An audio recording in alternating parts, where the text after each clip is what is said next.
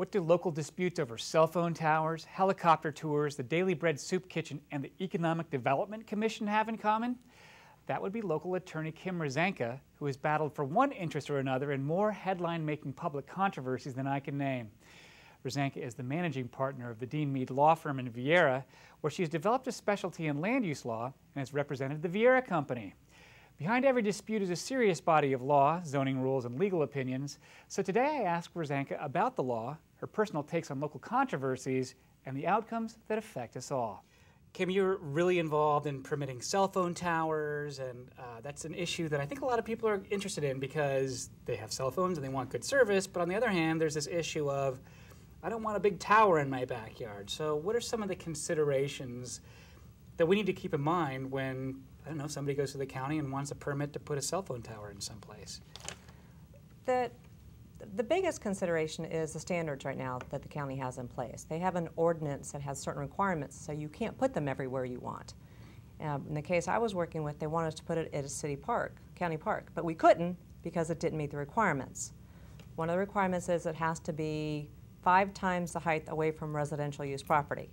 And in Merritt Island, there's not that big commercial property anywhere to be found. So if it's 100 feet tall, it needs to be 500 feet away from any residential property. Single family. Single family. It can be by apartments, but okay. It can't be by a single family home.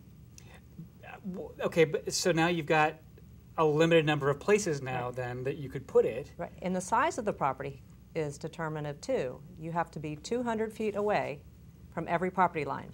So that parcel of property has to be 4 acres big to put a cell tower on by the county code without getting waivers. That makes it a challenge if you're trying to get it into a place that's already built out, has for years, especially in some of the older areas like the Barrier Island, maybe Merritt Island, where they're all struggling economically with land, right, lot sizes that are smaller than they would be today in newer parts of the county. Right. So it's difficult. But now, isn't there something about coverage as well? I mean, what about just the fact that an area doesn't have any bars? Does that matter? Right, it does matter, and there's a difference between coverage and capacity. Okay. And they've got too many people using the cell phones, so they get dropped. And then there's just not enough strength for the towers. So the cell tower providers look at that. They run these metrics, and they have these pretty maps that have different colors. And in Metro PCS's case, you have a map. If it's red and it's blue, it's bad. If it's green, it's good. So that's what they look at, and that's part of what the county looks at when they're determining if there's a need. They have to look at the engineer's reports of those coverage issues. And the county doesn't have the capability of making that determination. They don't have RF engineers on staff, so they hire the consultant, like the one that's doing the master plan for the county. I was surprised to see in that master plan, or at least some of the drafts, that the number of towers that they said that county needs is significantly higher than what we have today. Well, they had told us repeatedly that we're only 35% to 45% built out because of towers, of what's going to be needed. So we need 55% to 65% more towers than we already have. And that's because of the new data, the 3G, the 4G, the tablets. People aren't using home phones anymore. It's the primary source of communication is cell phone towers. So it's going to be a lot of towers.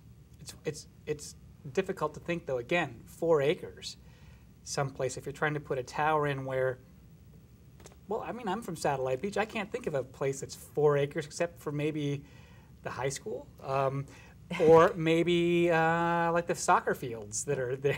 Or Publix. Or maybe Publix. But then are you going to put on the roof of Publix? People going to like that? No. That's right. We did have some issues with building heights and that kind of. Well, in your take, I mean, your job is to essentially navigate the existing laws and the permitting rules and that kind of a thing and make your case for your client. Correct. Within that structure. But do you think the rules are reasonable, too restrictive, ought to change in some way? They're going to have to change, and that's part of what the consultant is doing. Because not only do you have the county level, you have state level, and then you have federal level. And the federal level says you can't stop people from having cell coverage. You can't stop them from building cell coverage. And a lot of it's dealing with 911. The Florida law says people have to be able to make a 911 call, and a lot of people are doing that on cell phones. That's interesting. I think I recall, and this has nothing to do with the cell phone tower issue, but I think it had something to do with the NSA and its surveillance of messages. And one of the courts said, this isn't like some privilege now. Cell phones and cellular technology is part of the fabric of daily life. It's a necessity. It's what people use. So now you have to begin weighing some of the infrastructure that goes with that maybe a little bit differently. Mm-hmm. Interesting. Okay, so now you were, one of the other cases that you're involved with right now, and I know you can't talk too much about it because it's ongoing, is you're representing the Economic Development Commission of Florida Space Coast in a dispute over whether or not its records should be public record. Clerk of Court Scott Ellis has, I suppose, sued to get access to all of the information related to blueware and I think some other things, some financial records and the like. What is the position of the EDC and how do you make that case? Well, Linda Weatherman is the official spokesperson for the EDC, as is the chairman, Mark, I can never say his last name. Mark Wiener? No, Mark Milajek. Mark Mikolajczyk. That's okay, it, thank you. I'm so sorry, from Craig Technologies. And so they're the official spokespersons. But Linda has always said, we are a private nonprofit and we are not subject to public records. And that's been her position all along. It's not come up for debate in the past because there aren't that many public records that have been requested from the EDC. But the position is it's private. They have a service contract with the county. They receive monthly payments on that contract. It's not like they're being reimbursed. So their position is they're private. Now, they did get permission from Blueware to release all the documents that they had in their possession and all their emails except for financial statements, balance sheets, and client lists. And those are proprietary and confidential under many different aspects of law. Is there a lot of precedent in this case? I mean, one of the things that seemed compelling on the other side was that at one point the EDC had been a county department and it does sort of act on Brevard County's behalf and it seems like a public function.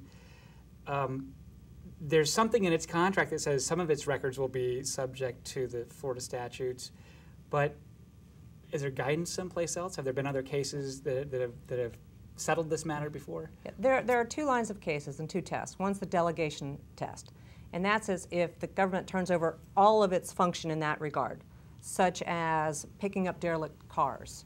Okay. Or, gosh, there's a whole line of cases on it, and I can't, or fire department. Merritt Island Volunteer Fire Department was a big case, Schwartzman versus Merritt Island. And in that case, the fire department was a voluntary function, nonprofit, but they took over all of the fire protection services for Merritt Island. So that was a pure delegation of a government function. So that's one aspect. Okay. We don't fall into that. It's the EDC's position because economic development is a service and it's a public purpose to use funding for that. But economic development activities is a very broad topic. There are still other government departments that are involved with it. It's not a complete Zoning is an economic development. CRAs, the Titusville Economic Development, those are all government functions related to economic development. Okay. So we have a small portion, we being the EDC. And then the other line of tests is the totality of the factors. And there's case law starting with Schwab. There's all kinds of cases on this, none directly on point, dealing with economic development organizations. And it has 9 factors such as, are the obligations delegated, who created it, what's the primary function, how are they paid, and those type of things. So that's what we're determining when we go to trial is the facts, or the court's determining as related to those factors. So what's next? When is trial? We are set for trial the end of January, the 29th of January and the 31st. We have 2 days. Well, it's going to have a significant impact. I mean, the whatever is decided there could wind up being the precedent that we have to follow here in Brevard County when it comes to the EDC. I know on the behalf of Florida Today, I mean, we've been very active in pursuing freedom of information, would like the information, but I guess we have to sit back and watch and see how it turns out. Another issue that you've been involved with recently is adult arcades. Now, you didn't represent the industry, you represented one client. Correct. What was going on with that? My client had applied for a business tax receipt. It used to be called occupational license. He just wanted the right to work. Okay. And you know, it's a ministerial type task, it's a licensing function, but the county has said no, there's the state law that's been passed, and they were actually determining whether what my client wanted to do was legal or not legal, in my opinion. Right. And so I did the research and I said, look, you've put a hold on these, there's not a moratorium, you've already got 425 of these licenses out there, so you should issue one to my client or revoke all the other ones. And they were a bit concerned about that and tabled it to look into it. And finally, they said, well, if your client's not doing the same old thing, then he can apply under a different category and get his license. So what did he do? You know, he let his lease space go to another adult arcade. Okay. And so it has opened. There are several that have opened, and from my understanding is they've actually changed the way the games run. So they're now games of skill versus games of chance. It seemed like the definition before that the legislature passed and kind of put all these companies out of business all at once was, if it works in some fashion like a lottery, even if it's a high-speed lottery that has graphics that makes it look like you're playing a slot machine or something, that's not okay. You truly have to do something like a game, like a video game or something, which is what I think a lot of the clients thought they were doing. I agree. So as far as you know, that's what people are doing? They're back in business. There's quite a few of them in Merritt Island. Are you representing any more of these interests? No, I'm not currently. Okay. Daily Bread. Oh, that was a saga. That was. And you were right in the thick of it. Last time I drove near downtown Melbourne, I saw that they have opened their new building next door to their old soup kitchen that was the source of amazing controversy for a long time. It was. From your perspective, what was decided in that case? I was involved with them since 2005. The city had so many complaints, they tried to revoke their conditional use. They said, you're not doing what you said you'd do, so we don't want you here. You mean the original building? The original building, which I now have renovated. It's now the soup kitchen where everyone can eat inside. Okay. So it's great. But they said, we don't want you here. So that's why I got involved, to stop the city from revoking their right to be there. And then they decided to buy a lot next door and combine the building into one large building. Right. And it was a different zoning, and they said, no, you can't do that. So then we tried to rezone that property, and it got defeated. We had a million experts. We had a homeless expert, we had a security expert, we had a planner, we had everyone we could, and the city just didn't want expansion. So we said, okay, we'll just build an administrative services building, and we'll move the laundry, the counseling, everything else over to this building. They said, no, you can't do that, because now you're just an accessory use to the soup kitchen building itself. Although it was a different lot, a different zoning. Okay. And so that's what we sued the city on. We asked to be able to build that at least on the land that it owned. Right. Now, did it need any kind of special permission to do that, or in your view, did it already have the right to do that? It already had the right to do it. It was the city's imposition of their definition of lot, of what is a lot. Okay. And the circuit court here said, no, city, you can't do that because the landowner says it's a separate lot. They had two lots. They were building a separate building. And they were building a separate building, and then they discovered that the city had combined the lots or something without them knowing about it? They had deemed the lots to be one. The two separate lots they deemed to be one. Had you ever seen that happen before? No. Okay. No. And it was a staff interpretation. We took it to the circuit court. They said, city, you're wrong, let them build. And then the city took it up to the 5th District Court of Appeals, and they just denied it outright. Didn't even write an opinion. And then there's that segue out to Sarno Road. Right. Where they wanted to build a center, which had transitional housing and other And were you involved with that as well? I was. Okay. I was involved with that too. I mean, I figured if you can't build a soup kitchen and services for the homeless people next to the dump, where can you build one? But it sounded like after as much as 2 years of certain city leaders trying to find different places for this thing to go that wasn't there near downtown Melbourne, that seemed like it was going to be it. And then all of a sudden, every time that they would find a place that seemed like the Daily Bread would move, they didn't have any supporters anymore. It was difficult. People just didn't want it, and it's a perception. Right. Most of it's a perception. And a lot of these homeless people are partially homeless. They're just trying to perform acts of daily living. They want to eat. They want to take a shower. Right. And most of them are very timid. Most of them don't come up to you and approach you. And so that's why we had an expert on homeless out of UCF, Dr. Jim Wright, and he was great. And he tried to explain this, but people have perceptions, and some people may have had run-ins. How much of this was truly land use considerations versus trying to use the instruments of land use law to just kind of make happen what you want to have happen? You know, a lot of people in that neighborhood that just didn't like the homeless people. There was some vagrancy and the like. You just use the rules to however you can, or? I don't know what the cities, I think the city did their arguments in good faith. I don't think that by any chance we're trying to use the system. I think they were trying to do what the people in charge thought was the concerns of the citizens. Okay. And so they used what they thought they could use. So just a tough situation. Yes. You happen to be an advocate for the Daily Bread. Right. And it was really a great experience. I mean, I started in 2005 and we finished up last year. Wow. So it was a long process. That is a long case. One of the ones that I know was a very tricky case was you represented Walgreens, and it was Melbourne Beach. Yes. They surely didn't want a big drugstore. I heard it described as anything from a big box to a whatever. Did Walgreens were they ever able to open a store in Melbourne Beach? No. And they tried and tried. We worked for almost 18 months on that case too. And we went through a mediation process through the Burt-Harris Act. And they designed the coolest building I've ever seen. It was a 10,000 square foot Walgreens with a metal roof, blue siding, white shutters. It looked like a house. It probably looked just like the library or something. It did. It looked almost just like Town Hall. And they had streetscaping. They had lots of trees. They had a walkway in front made of brick. They had a big gazebo they were building as a center of town. And they didn't want it. They liked their quiet town. But Walgreens isn't exactly a rock concert venue. I mean, it's a quiet, it's a store. Well, they're, in my opinion, what they were concerned about was competition for their local drugstore and their local grocery store. Okay. And I think that was part of it. Also, they had defeated a 7-Eleven that wanted to come in, and their opinion was, we're a small town, we want homegrown businesses. And that's a lot of what we heard at the public hearing. We don't want Walgreens, we don't want 7-Eleven, we don't want Chili's. Right. We don't want anything but our small town feel. Can government do that? I mean, can they regulate the market like that? No. Okay. But they can use the tools that they have. And one of the Okay. big tools that governments are using is aesthetics. And that's what happened with the Walgreens, is we don't like the way it looked.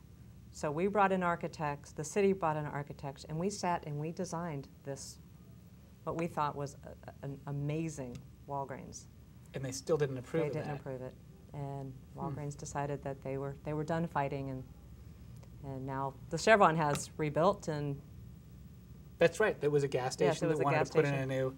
That's interesting because I think Walgreens and I think CVS, which is its big competitor, they don't go in some place where they haven't done the market research to know that there's a market there that they would succeed. But sure enough, it probably would compete with the other yes, drugstore in town. and it was a block away. Was traffic an issue? They claimed it was, but the traffic study showed it wasn't. They also don't like drive-throughs in Melbourne Beach. And I actually represent the only existing drive-through, the building in Melbourne Beach, trying to make sure that if it ever gets destroyed, it can be rebuilt. What is that? It's a bank. Okay. Yeah. That's interesting. I didn't know that drive-throughs were a concern, but Well, they after Walgreens was defeated, they changed their ordinance to disallow any new drive-throughs in Melbourne Beach. take note, Melbourne Beach, no drive-throughs, no No box chain stores, drugstores. Well, one of the very first columns I ever did, you were a source, and I know they didn't make you very happy because you're representing somebody who I don't know that I necessarily upheld their side in the column, but it was related to a couple that had a family, bought a house in one of these new Melbourne neighborhoods, and found out after they had bought the house that a registered sexual predator lived next door, and they owned it. And owned it. Okay. Correct. And I think the issue was, how much does a realtor have to disclose to potential buyers regarding predators? Where did that end up? And was there anything decided in that case? Well, that was one aspect. The other aspect was whether the seller had to disclose it. And there's a series of laws in Florida that says if a property owner knows of something in a residential context which will materially affect the value of the property, they must disclose it. Okay. And so we learned that these sellers knew about it, and that's why they left. And they didn't tell my clients who had moved from Michigan. They had small children. They moved in. They found out about it, and they sued. They felt that was material enough to their decision that they didn't want to. And our appraiser came back and said that the value of that house was decreased by 35 to 45% because it was immediately adjacent to a sexual predator that lived and owned the property. And that was based upon studies out of California and across the country. So that case settled. The insurance company wanted to resolve the issue. My clients didn't like the national coverage it got through USA Today after your article came here locally. Well, that's understandable. And did they keep the house or did they sell it? They were trying to sell it. Okay. And they were actually wanting to go so back. now they're in the bind, and they're Yes. like, well, geez, do I have to? And they did. They asked me that exact same question. I said, yeah, you need to disclose it. And You advised them yes. that, but there still isn't necessarily any kind of rule that says that they have to. There is now, there is something now on Florida bar leases, Okay. and it says that, it says you may determine if you are leasing near a registered sexual predator or offender by going onto this website. Okay. So there is disclosure. This came from the Megan's Law out in California after a little girl was killed out there by a sexual predator. So there are, it's my position, even though there's not case law on it and there's not a standard that says this, that, yeah, it's something that has to be disclosed because it does affect the value of the property. And I think that there are maps out there that that show the locations of these places, and that's a resource for people if they want to know before they buy a home. website. And I think that some states, if I recall, are requiring their realtors and their professional ethics Yes. to consider something like that. That I do not believe that passed in Florida. I could be mistaken, but I know there is now on leasing forms at least that tells you where to go look. Probably be the right thing to do. I think my issue at the time was that that label predator can be pretty broad. In this case, it was somebody who had like I guess he had molested a stepdaughter or something. Yeah. That was in a familial situation. It wasn't like he had been out kidnapping people. However, Right. that was enough. Right. The label was enough, right? Well, and there are differences between offenders and predators too. Because I know you were a prosecutor and you have a take on this as well. Yes, offenders were, and I'm not sure if my children are watching, so I don't want to go too far afield into this. Okay. But yeah, there are different standards, and there's all kinds of issues that come up where people are labeled offenders. But usually, if you're labeled a predator, you are a predator, and there's certain regulations such as reporting and registering and things like that. So it's a standard. Better to disclose and be safe in the long run, and probably that's the right thing to do as well. Tell me a little bit about yourself. How did you wind up developing this specialty and becoming the go-to person? I have a varied past. I worked as a prosecutor. I did insurance defense for a while, and I wound up at Dean Meade. Coming back home, I was working in Orlando, and I grew up here since I was 6. So I came back home, worked for Dean Meade, and the managing partner at the time, Mason Blake, needed me to go cover a hearing for him in Rockledge, and said, it's a zoning hearing. These are the standards. Go do it. And it was fascinating to me to see the public participation. People would come out, get to speak their minds, say what they wanted. I don't like it. I don't want it in my backyard. But if it's going to be in my backyard, put a fence up. And I just thought it was intriguing. So I got involved at that stage and never looked back. Now, okay, but there was somebody at that hearing My that in-laws made the job a little bit more complicated. My in-laws. It was in Rockledge. It was a townhome development. My in-laws lived right next door to where it was going to be built. And they saw you strolling in with your briefcase and went, "Oh no." They did no. They didn't speak. They watched, but they understood, and they got their 6-foot masonry fence, so their wall, so it worked out. It sounds like you appreciate that public hearing process. I do. And yet you're also primarily a business law practice. Correct. And I hear from business people all the time, oh, there's too much public say in what I build or where I develop. I mean, why should the public have a voice in what I do on my private property? I mean, how do you balance that? Well, there are zoning codes, and there's comprehensive plans, and there's lots of cases out there that say what you can and can't do, and what government can and can't do. And can government regulate because of aesthetics? Sometimes they can, sometimes they can't. So the business people also, too, you have to do your research, and then you have to work within the system. And generally speaking, if you're reasonable, the governments are going to be reasonable. And the County Commission does listen, but the County Commission also recognizes that businesses are important, too, or the cities, except Melbourne Beach. I was just going to ask you, what's the toughest jurisdiction? Melbourne Beach. Is that right? Melbourne Beach. And Cape Canaveral is a close second. Really? Yes. Helicopters in Cape Canaveral. Yes, helicopters in Cape Canaveral. I seem to recall that you were connected to a helicopter case. What's up with that?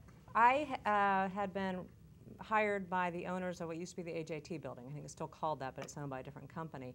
It's right across from where Jungle Village and the putt-putt golf is. It was a vacant lot. And Florida Biplanes out of Merritt Island Airport wanted to put a tourist helicopter business on this, I think it was an 1.5 acre property, and run sightseeing tours up and down the beach. See them all over Orlando. Correct. Every 5 to 15 minutes. And AJT building has government contractors there. It's right next door. It's within 100 feet. And helicopters are allowed. They have vibrations.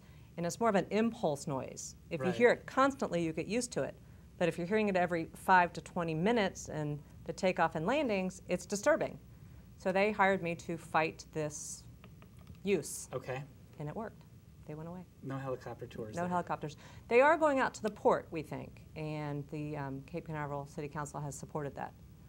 But so you could take a helicopter tour, just you can't take off from an area that is where people are trying to get their work done. Well, there were safety issues too. It was right there on US 1. People would be looking at it, not US 1, excuse me, A1A. Okay. And they had a cell tower. They had power lines. We actually had an expert from Florida Tech come and testify and say, this is not safe and this is why. And that, I think, is what won the day with the City Council, because they liked the idea of having new business. Kim Rosanka, thank you so much for joining us here today. Well, that's the program. Hope you enjoyed the interview with Attorney Kim Rosanka as much as I did. Remember, you can comment on anything you saw today by sending us an email to letters@floridatoday.com. I'm Matt Reed. We'll see you right here next week on WEFS and FloridaToday.com.